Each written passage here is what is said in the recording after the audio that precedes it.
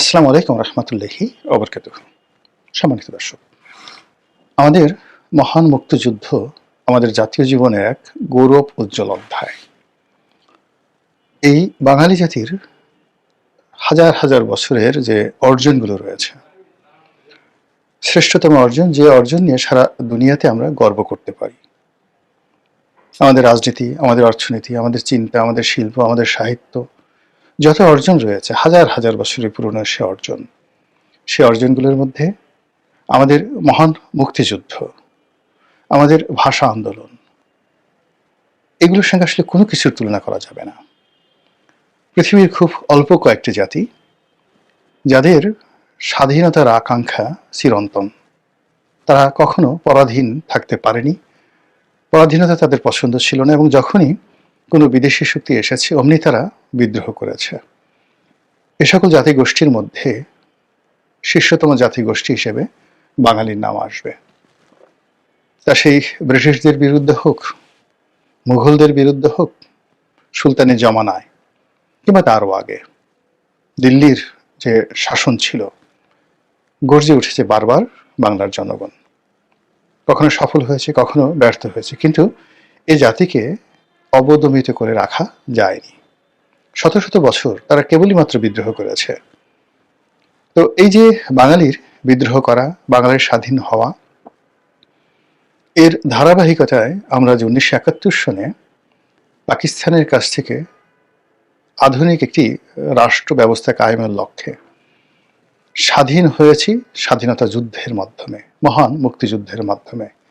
এই গৌরব পৃথিবীর অল্প কয়েকটি জাতিগোষ্ঠী রয়েছে যারা সরাসরি যুদ্ধ করে জয়লাভ করেছে, সরাসরি, তাও আবার বিদেশি শক্তির সঙ্গে।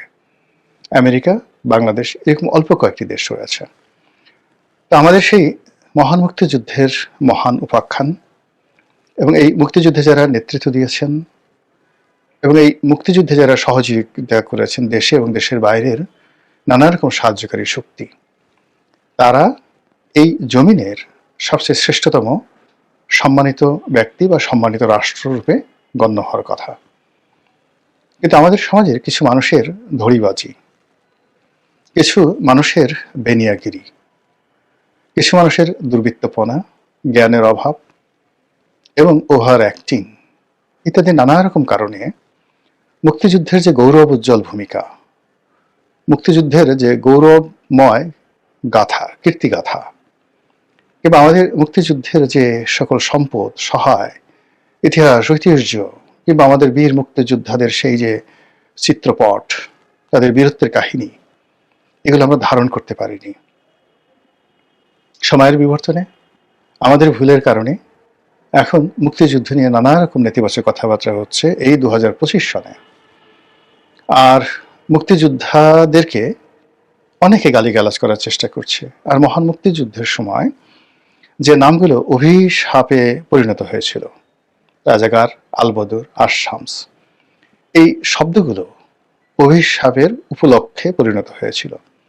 সেগুলো আমাদের কর্মের কারণে, আমাদের আমজনতার কর্মের কারণে, রাজনৈতিক দলের ধড়িবাজির কারণে এইগুলো এই 2024-25 সনে এসে এই ন্যারেটিভগুলো উল্টে ফেলানোর চেষ্টা করা হচ্ছে। আমাদের যে বিপ্লব হলো, 2024 সনে যে বিপ্লব হলো, সেই বিপ্লবের অন্যতম একটি স্লোগান ছিল, তুমি কে আমি কে, রাজাকার রাজাকার। মুক্তিযুদ্ধ এবং মুক্তিযোদ্ধাদের প্রতি মানুষ কতটা বিরক্ত হলে, কতটা বিক্ষুব্ধ হলে নিজেদেরকে মুক্তিযুদ্ধের বিপরীত শক্তি, ভিলেন যারা ছিল মুক্তিযুদ্ধের, সেই ভিলেনের উত্তরাধিকারী রূপে দাবি করতে পারে। এই ঘটনায় কিন্তু এই জুলাই আগস্ট বিপ্লবে ঘটেছিল। তো এই সকল ঘটনা কেন ঘটল আপনি যদি বিচার করেন, আপনি যদি বিশ্লেষণ করেন, তাহলে দেখতে পাবেন যে সেই 1972 সন থেকে মুক্তিযুদ্ধের ইতিহাস বিকৃত করা হয়েছে। যে যে কাজ করেননি তাকে সেই কাজের কৃতিত্ব দেওয়া হয়েছে। যার কৃতিত্ব পাওয়ার কথা ছিল, সম্মান এবং মর্যাদার অধিকারী যিনি হবেন, তাকে লাঞ্ছিত করা হয়েছে। অনেক মুক্তিযোদ্ধা যাদেরকে প্রাপ্য সম্মান দেওয়া হয়নি, আর অনেক অমুক্তিযোদ্ধা তারা রাতারাতি মুক্তিযুদ্ধের কমান্ডার সেজে রাষ্ট্রের বড় বড় পদ পদবিতে বসে যেভাবে যারা চাক্ষুষ সাক্ষী ছিলেন মুক্তিযুদ্ধের এই 9 মাস সময়টিতে, তাদের পঞ্চ ইন্দ্রিয়, নাক, কান, চক্ষু ইত্যাদির উপর যে নির্যাতন চালানো হয়েছে, সেটা কিভাবে? ধরুন, আপনি একজন লোককে দেখলেন যে লোক মুক্তিযুদ্ধ করেননি, আপনি দেখলেন যে লোক রাজাকার ছিল, আলবদর ছিল, আসাম ছিল, মুসলিম লীগার ছিল, শান্তি বাহিনীর কমিটি ছিল। তো আপনার চোখের সামনে হঠাৎ করে সেই লোক বলল যে আমি মুক্তিযোদ্ধা কমান্ডার ছিলাম। আপনার যেহেতু ক্ষমতা নেই, এই কারণে আপনি সে দৃশ্য দেখলেন, কিন্তু আপনি প্রতিবাদ করতে পারলেন না। কিন্তু আপনার অন্তরের অন্তঃস্থলে এক ধরনের বেদনা, এক ধরনের হতাশা, এক ধরনের ক্ষোভ তৈরি হয়ে যাবে। এর ফলে আপনি অনেক সময় নিজে বিভ্রান্ত হবেন, বিক্ষুব্ধ হবেন এবং খিস্তি খাওয়া করতে থাকবেন, যেটি 1972 সন থেকে আমাদের দেশে শুরু হয়ে গিয়েছিল। পরবর্তীতে এই মুক্তিযুদ্ধ নিয়ে নানা রকম ন্যারেটিভ তৈরি করা হয়েছে, নানা মিথ্যা গল্প, মিথ্যা কাহিনী, মিথ্যা ইতিহাস রচনায় হাত দেওয়া হয়েছে এবং মুক্তিযুদ্ধকে পুঁজি করে রাজনীতির ক্ষমতা এবং রাষ্ট্রনৈতিক ক্ষমতা কুক্ষিগত করার জন্য একটা বিরাট চক্র, তারা তাদের যে আত্মমর্যাদা, এই জাতির ইতিহাস ঐতিহ্য সবকিছু বিসর্জন দিয়ে সাধারণ মানুষদেরকে বিভ্রান্ত করেছে। এবং মুক্তিযুদ্ধের নামে কিংবা মুক্তিযোদ্ধার নামে অনেক বড় বড় অপকর্ম, জাতিসত্তার অপমান এবং আমাদের পুরো রাষ্ট্র ব্যবস্থাকে যেভাবে হুমকির মুখে ফেলে দেওয়া হয়েছে, ফলে অনেকের কাছে এই মুক্তিযুদ্ধের ইতিহাস নিয়ে কারো কারো আবেগ, কারো কারো মায়া কান্না, এটা অনেকটা কুমির আশ্রুর মতো মনে হয়েছে। কুমিরের চোখ দিয়ে যখন অশ্রু পড়ে, সাধারণত কুমিরের চোখ দিয়ে অশ্রু বা চোখের জল পড়া দৃশ্য আমরা কেউ দেখিনি। এটা খুবই একটা নিষ্ঠুর প্রাণী, সবসময় পানির মধ্যে থাকে, এর চোখ দিয়ে পানি পড়লো বা না পড়লো পানির সঙ্গে মিশে যায়। এর জন্য এটাকে অনেক সময় কুমির আশ্রু বা কুম্ভীর আশ্রু এটা বলা হয়। কুমিরের চোখে পানি। নিষ্ঠুর একটা ব্যক্তি যখন কান্নার অভিনয় করে, তখন তাকে কুম্ভীর আশ্রু বা কুমির আশ্রু বলা হয়।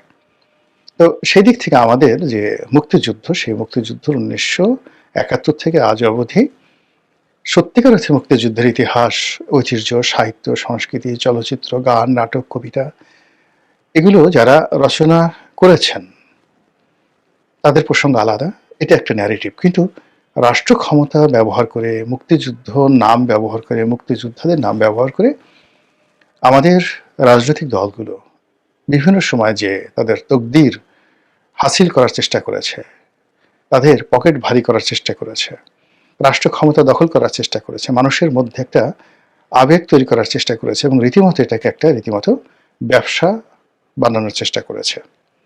এর ফলে কি হলো, সাধারণ জনগণ আমাদের দেশের কিছু রাজনৈতিক দলগুলোকে মুক্তিযুদ্ধের ফেরিওয়ালা হিসেবে টিটকারি করে। আর সেই টিটকারির মধ্যে 1 নম্বরে আওয়ামী লীগ। বলা হয় যে আপনি যদি রাজাকার হন বা যত বড় রাজাকার হন, আপনি আওয়ামী লীগে যদি যোগদান করেন, আওয়ামী লীগের মেশিনের মধ্যে ঢোকার সঙ্গে সঙ্গে আপনি মুক্তিযোদ্ধা হয়ে বের হয়ে যাবেন। তো এই যে কথাগুলো, এই কথাগুলো একসময় প্রয়াত সালাউদ্দিন কাদের চৌধুরী সাহেব বলে গেছেন যে আওয়ামী লীগের একখান যন্ত্র আছে, সেই যন্ত্রের মধ্যে রাজাকার ঢোকার সঙ্গে সঙ্গে সেখানে দিয়ে মুক্তিযোদ্ধা বের হয়। ভালো কথা। এবং একথা আওয়ামী লীগ অন্তঃস্থল থেকে বা বুকে হাত দিয়ে অস্বীকার করতে পারবে না। এর কারণ হলো ইতিহাসের অনেক সন্ধিক্ষণে তারা এই কাজটি করেছে, জেনে হোক, অজেনে হোক, বুঝে হোক, না বুঝে হোক, ইচ্ছাই হোক, অনিচ্ছাই হোক, তারা এই কাজটি করেছে। রাজাকারদের পুনর্বাসন করা, মুসলিম লীগারদেরকে পুনর্বাসন করা, এটা বঙ্গবন্ধুর জামানাতি হয়েছে। অনেকে এটাকে উদারতা বলার চেষ্টা করছেন, অনেকে মাহাত্ম্য বলার চেষ্টা করছেন, অনেকে এটিকে রিকনসিলিয়েশন বলার চেষ্টা করছেন। কিন্তু বাস্তবতা হলো যে এই কাজগুলো বঙ্গবন্ধু করেছেন বা করতে বাধ্য হয়েছেন দলের মধ্যে বঙ্গবন্ধুর ঘনিষ্ঠ কিছু মানুষের দ্বিচারিতার কারণে। যেমন ধরুন, একজনের নাম করিম, আওয়ামী লীগ করে। করিমের ভাই রহিম বিখ্যাত এবং কুখ্যাত রাজাকার, তাকে ধরা হলো।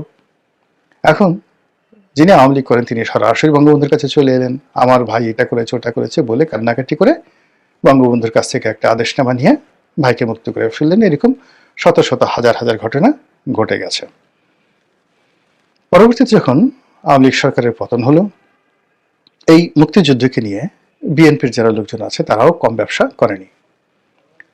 স্বয়ং প্রেসিডেন্ট জিয়াউর রহমান তিনিও মুক্তিযোদ্ধাদেরকে তার দলে ভিড়ানোর প্রাণান্ত চেষ্টা করেছেন এবং তিনি নিজে মুক্তিযোদ্ধা হওয়া সত্ত্বেও তার সরকারে মুসলিম লীগ, আলবদর, আশামস, জামাত থেকে শুরু করে যত ঘরানার লোক আছে সবাইকে তিনি আশ্রয় দিয়েছেন। তো তিনি যতদিন জীবিত ছিলেন ততদিন এটি নিয়ে কোনো সমস্যা ছিল না, কিন্তু তার শহীদ হওয়ার পরে এই দল রাজপথে যখন ছিল তখন এই দলের মধ্যে মুক্তিযোদ্ধা ভার্সেস রাজাকার একটা অবারিত মেলামেশার সুযোগ না হয়ে বরং এটা রেষারেষি শুরু হয়েছে। যে সকল মানুষ মুক্তিযুদ্ধ করেছে যারা করেনি, যারা আওয়ামী লীগ থেকে এসেছে অথবা যারা মুসলিম লীগ থেকে এসেছে, যারা জামাত থেকে এসেছে কিন্তু বিএনপি করে, এটা নিয়ে দলের মধ্যে যে লড়াই সংগ্রাম, সেই লড়াই সংগ্রামের ক্ষেত্রে যারা মুক্তিযোদ্ধা তারা নিজেদেরকে মহত্তম ব্যক্তি প্রমাণ করার জন্য এই মুক্তিযুদ্ধকে নিয়ে অনেকগুলো ন্যারেটিভ বিএনপি তৈরি করে ফেলেছে এবং সেই ন্যারেটিভ বিএনপির পক্ষে আনার জন্য তারা মুক্তিযুদ্ধের যে মূল ইতিহাস সেই মূল ইতিহাসের শিকড় ধরে টান দিয়েছে।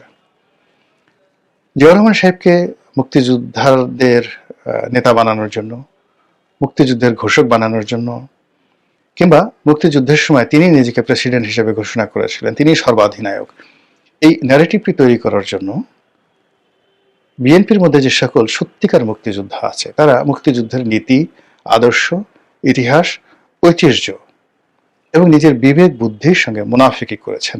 অনেকে মুনাফিকি করে মুক্তিযুদ্ধের জন্য যে ন্যারেটিভটি তৈরি করেছেন, যেমন একটা ন্যারেটিভ আওয়ামী লীগ তৈরি করেছে। আওয়ামী লীগের ন্যারেটিভ অনুযায়ী শেখ পরিবারের বাইরে কোনো মুক্তিযোদ্ধা থাকতে পারে না, শেখ পরিবারের সার্টিফিকেট ছাড়া কেউ মুক্তিযুদ্ধ হতে পারে না। একইভাবে বিএনপি যেটা প্রচার করার চেষ্টা করেছে যে জিয়াউর রহমানের বাইরে কোনো মুক্তিযোদ্ধা নেই আর জিয়াউর রহমানের উপরে কোনো মুক্তিযোদ্ধা নেই, এরকম একটা ন্যারেটিভ।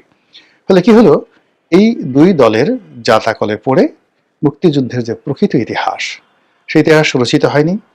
মুক্তিযুদ্ধের যে প্রকৃত সম্মান এবং মর্যাদা সেটা সংরক্ষিত হয়নি। একজন অন্যজনকে তাদের রাজনৈতিক স্বার্থে মুক্তিযুদ্ধকে নিজেদের হাতিয়ার হিসেবে ব্যবহার করার মানুষে তারা প্রতিপক্ষের চরিত্র হনন করেছে এবং মুক্তিযুদ্ধে তাদের যে কর্তৃত্ব এবং তাদের যে কৃতিত্ব এই জিনিসটিকে অস্বীকার করে একটা অদ্ভুত ইতিহাস তৈরি করেছে যা বাস্তব থেকে অনেক অনেক দূরে, অনেক অনেক দূরে। এই বিতর্ক নিয়ে আমি এখানে কোনো কথা বলবো না, আমি শুধু এখানে বলছি যে রাজনীতির যে ধান্দাবাজি, রাজনীতির যে অসততা, অস্বচ্ছতা এবং সংকীর্ণ মন এবং মানসিকতা, এটি সবাই করে থাকে, বিভিন্ন সময় করে থাকে। বাংলাদেশে এটা হবে, কিন্তু আমাদের একটা জাতীয় ইতিহাস, জাতীয় ঐতিহ্য, মহান মুক্তিযুদ্ধ, সেটাকে এই সংকীর্ণতার মধ্যে রাজনীতির ধান্দাবাজি বা চালবাজির মধ্যে এটিকে আনা আমাদের জন্য একটা বিরাট ক্ষতির কারণ হয়ে দাঁড়িয়েছে। এটি হলো মূল কথা। এবার আসেন জামাত সম্পর্কে। জামাতকে সবসময় বিএনপি এবং আওয়ামী লীগ যখনই সুযোগ পেয়েছে তারা ব্যবহার করেছে। 1971 সনেও জামাতকে ব্যবহার করা হয়েছে, 72, 73, 74 বঙ্গবন্ধুর জমানাতে জামাতকে কিন্তু ব্যবহার করা হয়েছে। এখন সেই কথাগুলো যদি আমি বলতে যাই অনেকে হয়তো বেজার হবেন, কিন্তু বাস্তবতা হলো যে জামাতকে কিভাবে ব্যবহার করা হয়েছে এই কথা যদি বলতে যাই তাহলে ওআইসির মেম্বারশিপ বঙ্গবন্ধুর জমানাতে, পাকিস্তানের সঙ্গে কূটনৈতিক সম্পর্ক স্থাপনের চেষ্টা এবং জুলফিকার আলী ভুট্টোর বাংলাদেশ ভ্রমণ, এটাকে মূল্যায়ন করলে আপনি অনেক কিছু পেয়ে যাবেন। আবার জিয়াউর রহমান সাহেবও তার রাজনীতির যে শুরুটি সেটি জামাতের হাত ধরে তিনি করেছেন। ওই সময়টাতে মুসলিম লীগ এবং জামাত ছাড়া জিয়াউর রহমান সাহেবের কোনো বন্ধু ছিল না। ধীরে ধীরে তার অনেক বন্ধু হয়েছে, কিন্তু তার প্রাথমিক বন্ধু ছিল জামাত এবং মুসলিম লীগ। তো সেক্ষেত্রে জিয়াউর রহমান সাহেব জামাতকে ব্যবহার করেছেন, এরশাদও ব্যবহার করেছেন, 111-এর মঈনুদ্দিন ফখরুদ্দিন ব্যবহার করেছেন।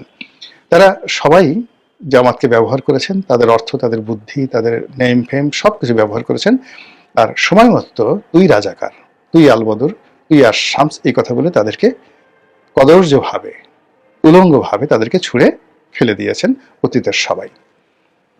যখন তাদের প্রয়োজন তখন জামাতের চেয়ে সৎ কোনো দল নেই, জামাতের চেয়ে ভালো কেউ নেই। আর যখন তাদের প্রয়োজন শেষ তখনই তারা ধর্ষণকারী, তারা মুক্তিযুদ্ধ বিরোধিতাকারী এবং তাদের সঙ্গে মুক্তিযুদ্ধের কোনো সম্পর্ক নেই। ফলে জামাত 1971 থেকে আজ অবধি মানে তাদের জীবনে যদি সবচেয়ে একটা সুন্দরতম সময় আসে, আনন্দ ঘন সময়, সবচেয়ে মধুরতম সময়। ধরুন একজন জামাত নেতার একটি সন্তান পৃথিবীতে ভূমিষ্ঠ হয়েছে, বা কোনো একটা জামাত নেতা আজকে বিয়ে করতে যাচ্ছেন, ঠিক বাসর ঘরে যাবেন, এরকম একটা উত্তেজনাকর মুহূর্ত। ঠিক এইরকম, বা তিনি খাবার টেবিলে বসছেন, তার প্রিয়তম একজন বন্ধু বা বান্ধবীকে নিয়ে তিনি সবচেয়ে ভালো খাবার খাবেন, বসেছেন ছেলে মেয়ে পরিবার পরিজন সহকারে। ঠিক ওই সময়টাতে তাকে যদি আহত করতে হয়, তাহলে তুই রাজাকার, তুই আলবদর, তুই আসাম, স্বাধীনতা বিরোধী, এই গালিটি যদি তার সামনে উচ্চারণ করা হয় বা তার সামনে লিখে মানে প্রদর্শন করা হয়, তার ঘুম হারাম হয়ে যাবে, জিনা হারাম হয়ে যাবে। তো এই কাজটি বাংলাদেশের সকল রাজনৈতিক দল, গোষ্ঠী, ব্যক্তি, শিল্পী, সাহিত্যিক, সংস্কৃতি, এমনকি রাস্তার যারা ঝাড়ুদার, তারা এই জামাতের বিরুদ্ধে এই জিনিসটি ব্যবহার করেছে। যেহেতু এবারের যে 24-এর গণ আন্দোলন, গণ অভ্যুত্থান, যে যাই বলুক না কেন, এটির মাস্টার মাইন্ড জামাত। এই পুরো জিনিসটি ঘটিয়েছে জামাত, এবং গত 17 মাসে যেভাবেই হোক না কেন সরকারের উপর, প্রশাসনের উপর, রাষ্ট্রের উপরে জামাতের যে একছত্র আধিপত্য, এটি এখন পর্যন্ত, আজকের দিন পর্যন্ত বহাল আছে। এবং এই সময়টিতে জামাত মনে করছে যে তারা যে ম্যাটিকুলাস ডিজাইনে অভ্যস্ত হয়ে পড়েছে, যেভাবে হাসিনাকে তাড়ানো হয়েছে, যেভাবে একটা গণ অভ্যুত্থান সংগঠিত করা হয়েছে, গণ অভ্যুত্থানের 24 ঘন্টার মধ্যে যেভাবে প্রশাসনের সর্বস্তরে তারা বিজয় লাভ করেছে, যেভাবে ঢাকা বিশ্ববিদ্যালয়, জাহাঙ্গীরনগর বিশ্ববিদ্যালয়, রাজশাহী বিশ্ববিদ্যালয় ছাত্র সংঘতে তারা বিজয়ী হয়েছে, এবং এখানে তারা যে ডিজাইনগুলো করেছে, সে তুলনায় জাতীয় নির্বাচনে বিজয়ী হওয়া, সরকার গঠন করা অনেক ছোট একটা বিষয়। এটা জামাত মনে করে এবং বিশ্বাস করে, এবং সেই অনুযায়ী জামাত চেষ্টা চালিয়ে যাচ্ছে। এবং জামাত যে চেষ্টা চালিয়ে যাচ্ছে, সেটা জামাতের যারা প্রতিপক্ষ, বিএনপি, আওয়ামী লীগ, জাতীয় পার্টি, এখন পর্যন্ত আন্দাজই করতে পারছে না। This is reality. বিএনপি খুব খুশি তারেক রহমান সাহেব আসছে, 300 সিটি তারা পাবেন। তারপর আওয়ামী লীগ অনেক খুশি যে তারা বিদেশে বসে নরেন্দ্র মোদী দাদার হাত ধরে, তারা এমন একটা সুন্দর সময় আছেন যে জামাতের বাপের সাধ্য নাই একটা সিট পাওয়ার। এরকম নানা রকম কল্পকাহিনী। কিন্তু জামাত যে কাজগুলো করছে, আপনি সেটি বুঝতে পারবেন যে জামাত একেবারে রাজনৈতিক দলগুলোর যে অহংকার, যে হাতিয়ার, মূল হাতিয়ার মুক্তিযুদ্ধ, ওই জায়গাটাতে জামাত হাত দিয়েছে। প্রথমে মুক্তিযুদ্ধকে অপমান করেছে, পাকিস্তানের জমানাটাকে তারা বৈধ করেছে, পাকিস্তানকে বাংলাদেশের জন্য অপরিহার্য বন্ধু রাষ্ট্র হিসেবে তারা প্রমাণ করে ফেলেছে। ইসলাম এদেশে রাষ্ট্র ধর্ম হবে, এটা অনেক আগেই স্বীকৃত, এবং ইসলামের ভিত্তিতে একটা রাষ্ট্র পরিচালনা হবে। এখন তারা সেটা প্রচার করছে গত 17 মাস ধরে, এবং একটা খিলাফত হবে, এমিরেটস হবে, মেয়েরা হিজাব পরবে, তারপরে যাকে বলা হয় আর অনেক কিছু। এই জিনিসগুলো তারা বলে ফেলেছে, ইটস এ ওপেন সিক্রেট। এবং জামাত ক্ষমতায় আসলে কি কি করবে, এটারও মহড়া গত 17 মাসে তারা দেওয়ার পরেও জামাতের একটা পশম স্পর্শ করার ক্ষমতা রাজনৈতিক দলের হয়নি।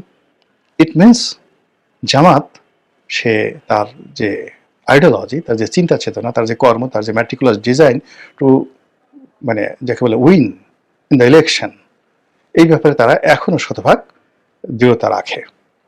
আমরা যে মানে আমরা যে সকল প্রাক মূল্যায়ন করছি, জরিপ করছি, এটা আমাদের সান্ত্বনার জন্য, কিন্তু জামাতের কৌশলটা আমরা এখন পর্যন্ত আন্দাজ করতে পারছি না। সর্বশেষ তারা কর্নেল ওলির মতো এমিনেন্ট যাকে বলা হয় মুক্তিযোদ্ধা, মেজর আক্তারের মতো একজন মুক্তিযোদ্ধা, এরকম আরো অনেককে তাদের দলে ভিড়িয়ে ফেলেছে। এবং আপনারা দেখবেন যে এই নির্বাচনের তফসিল যদি পেছায়, তাহলে বিএনপির অনেক নেতা যারা মনোনয়ন বঞ্চিত হয়েছেন কিংবা যারা স্বতন্ত্র দাঁড়িয়েছেন, তারা অনেকে জামাতের প্রার্থী হবেন। এবং সেক্ষেত্রে এই যে মুক্তিযুদ্ধ নিয়ে যে ব্যবসা রাজনৈতিক দলগুলো করতেন, সেখানে জামাতও ভাগ বসালো। এবং আগামীতে যদি জামাত দাবি করে বসে যে বিএনপির চাইতে, আওয়ামী লীগের চাইতে জামাতে মুক্তিযোদ্ধা অথবা মুক্তিযুদ্ধপন্থী পরিবারগুলোর সদস্যের সংখ্যা বেশি, তাহলে আমি অন্তত অবাক হব না। মহান আল্লাহ আমাদের সবাইকে হেদায়েত দান করুন এবং হেফাজত করুন। আসসালামু আলাইকুম ওয়া রাহমাতুল্লাহি ওয়া বারাকাতুহু।